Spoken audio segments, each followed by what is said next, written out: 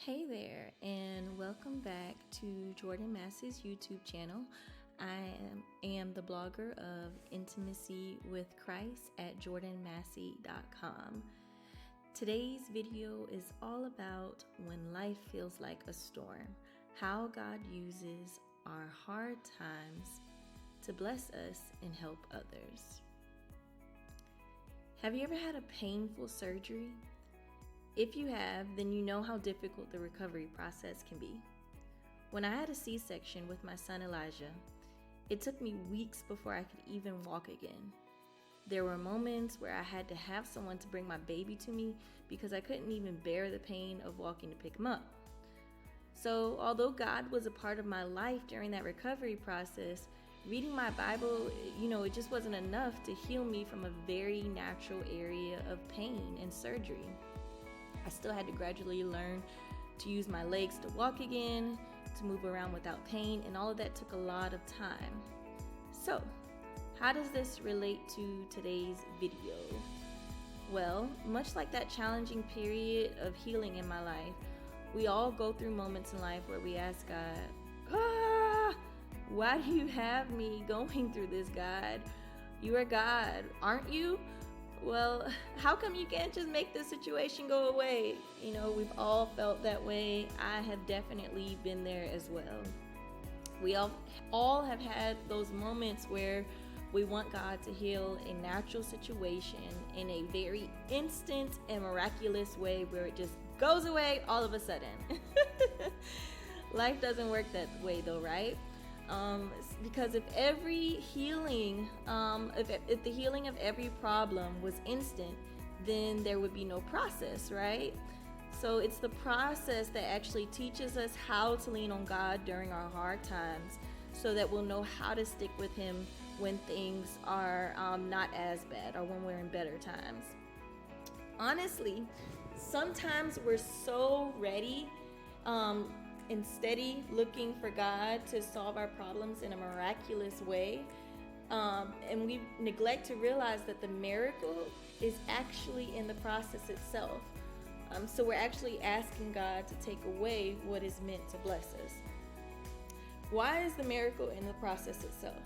Well, in the process, we learn how to slow down, appreciate what's important, humble ourselves. Number 2, in the process, we gain compassion for other people who have to go through the same struggles as us. And number 3, we gain ideas, new perspectives, and a lot of times these ideas that we gain through our process, which could only have been gained had we gone through that situation or ordeal, they actually help us to prosper financially. So you might be wondering for a second, Jordone, ideas and financial prosperity through a hard time?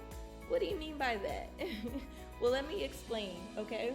So if you do your research, you'll actually see that some of the most successful business ideas actually originated from places of pain and a compassionate desire to really help other people. Let me give you a few examples. I'm sure you've heard of Madam C.J. Walker. Well, she actually started her hair care products because her hair was falling out. True story. Go watch the documentary or the movie on Netflix. You'll see for yourself. That actually led her to making her own line of hair care products. And later, of course, as we all know, she became the first African American woman to become a self-made millionaire. So let's look at another example. Years after getting bullied for having thick eyebrows or bushy eyebrows, a young lady named Tanaya Speaks, or she goes by the name of Tanaya Speaks, she developed this product to help tame her eyebrows at a very young age.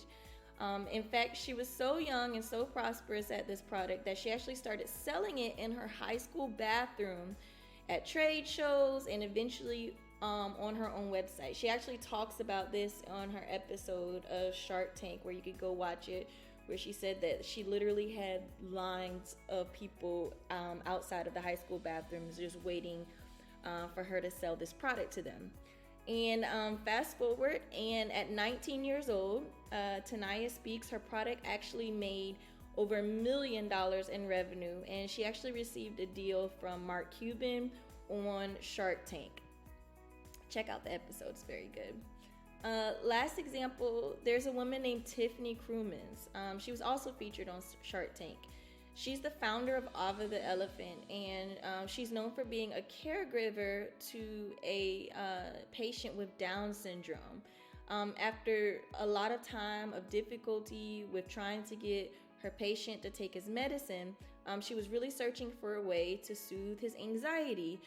So she created a kid-friendly medicine dispenser that has now been immensely successful. It's been featured on the Today Show, Forbes magazine, and even she's been on TEDx Talks, or a TEDx Talk rather.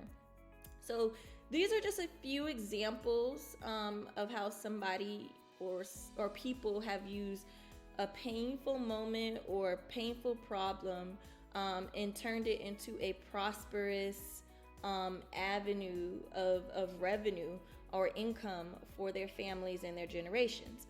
So going back to the point of today's video, how does this all relate? One thing that all of these stories had in common, or accounts rather, because they are true, is that the presence of pain in these people's lives created a need to heal a problem.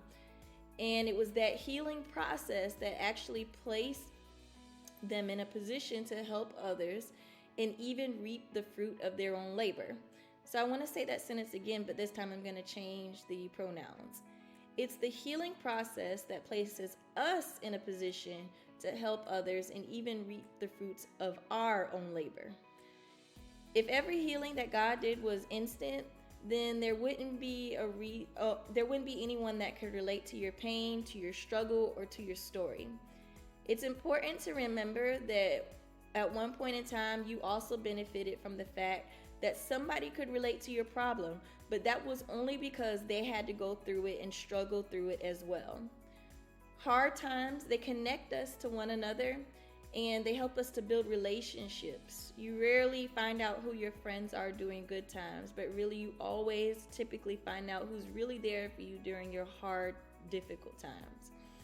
And if we let them, hard times can also carry us to a place of provision, as we talked about already with the examples earlier in the video.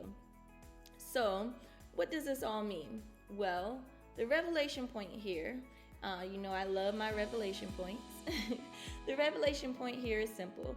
Instead of asking God to take away the pain or the problem that you're going through, ask Him what He wants you to do with it. Ask Him how you're supposed to help others. What is the prosperity that you can get out of the situation? How can you reap the fruit of your own labor? Turn your mindset from victim mode to survivor mode by looking not at what has been done to you, but what you can do with it to help yourself and empower others. In other words, to sum this up, what you've been begging God to take away could actually very well be the key to your prosperity. Selah. Thanks for watching. Remember to subscribe and hit that notification bell so that you can be updated with all my future inspirational videos that teach you a new perspective on life to draw closer to God in the midst of your pain and become productive in the place of your affliction.